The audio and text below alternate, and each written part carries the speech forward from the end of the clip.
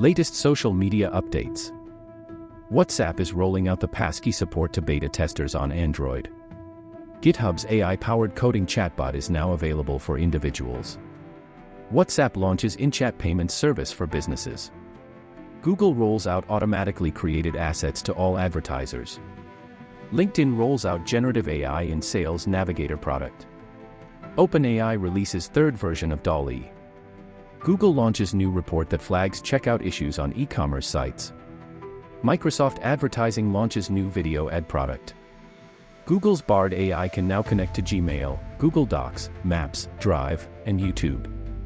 Google Photos may soon adopt the Android 14 share sheet. WhatsApp is coming to the iPad at last. YouTube introduces new splash screen animation for phone version. Meta adds animated avatar stickers in WhatsApp. Meta expands its paid verification program to business accounts. Zoom launches Workforce Engagement Management Suite. For more digital trends, visit karanbalidi.com.